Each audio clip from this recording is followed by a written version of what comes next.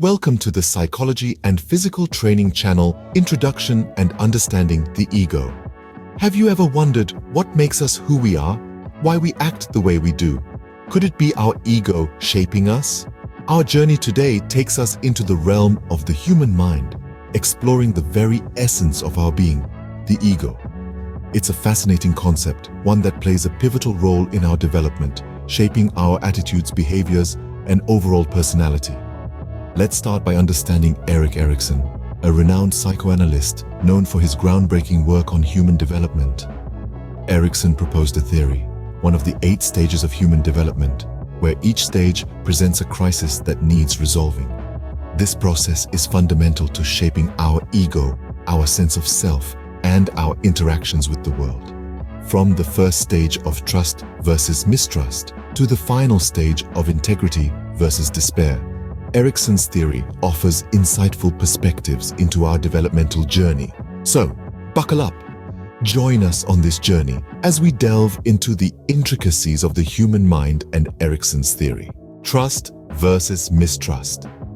Our journey begins at infancy, where according to Erickson, we face our first crisis, trust versus mistrust. This stage, spanning from birth to approximately 1 year, centers on the infant's basic needs being met by parents or caregivers. It's a time of uncertainty, but also of discovery. If the caregiver provides consistently, the child develops a sense of trust, which can lead to hope and the belief that the world is a safe place. However, if these needs are inconsistently met, mistrust, suspicion, and anxiety can develop, potentially hindering the child's growth in later stages. This stage is not merely about being fed or comforted, it's about developing a fundamental sense of trust in others and the world, a cornerstone for future relationships and interactions. This stage solidifies the importance of trust in our lives, but what happens when we start to explore and assert our independence? Autonomy versus shame and doubt. As we toddle into early childhood, we encounter the crisis of autonomy versus shame and doubt. Imagine being a young child, eager to lace up your shoes, but struggling with the loops and knots. This is a pivotal moment in Erickson's second stage of development. It's a time when we're exploring our abilities and striving for a sense of personal control. An encouraging environment nurtures autonomy, developing our confidence and self-esteem. We start to believe, I can do it. However, if we're overly criticized or controlled, it can lead to feelings of shame and doubt. We may start to doubt our capabilities, thinking, I can't do it. This can hinder our confidence and self-esteem, impacting our future interactions and experiences. Navigating this stage successfully is about finding the right balance. It's about fostering independence while providing guidance and support when needed. Success at this stage fuels our desire to take the initiative, leading us to the next stage. Initiative versus guilt. Moving into preschool years, we grapple with the crisis of initiative versus guilt. This is the third stage of Erickson's theory, typically occurring between ages 3 and 5. Here, children start to assert their power and control over the world through directing play and other social interactions. This stage is all about taking the initiative. It's about children planning and executing their actions, about them learning to manage their own activities. It's a stage where curiosity is piqued and exploration is encouraged. But it's not just about action, it's also about responsibility. Children learn to feel guilt when they believe they've made a mistake. They start to understand the consequences of their actions and develop a sense of moral responsibility. It's a critical stage in fostering ambition and the capacity to set goals, shaping the individuals they'll become. Yet it's also a delicate balance. Too much guilt can lead to a lack of initiative, a fear of trying new things. As we navigate through this stage, we prepare for the crisis of industry versus inferiority. Industry versus inferiority. As we enter school age, we confront the crisis of industry versus inferiority. This fourth stage of Erickson's human development theory is a critical crossroad. It's where we begin to develop competence and self-confidence through learning new skills and knowledge.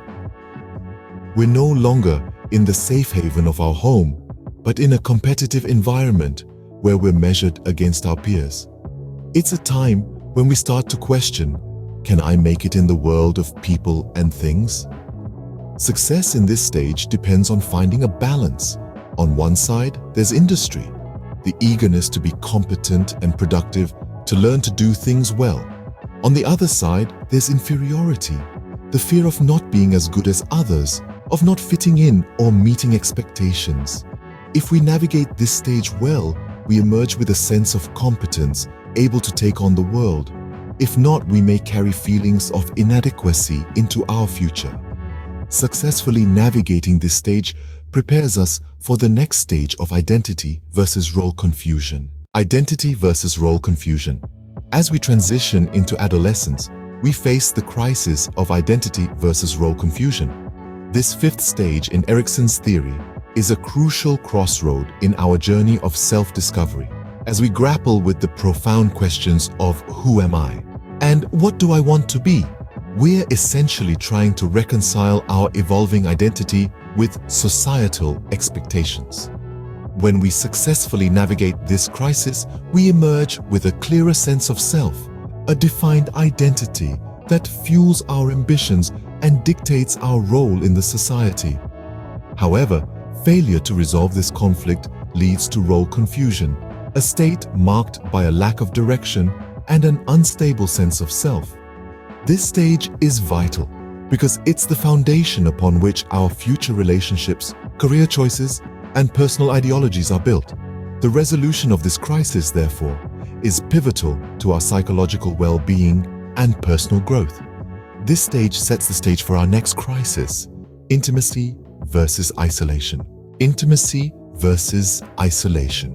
As we step into young adulthood, we encounter the crisis of intimacy versus isolation.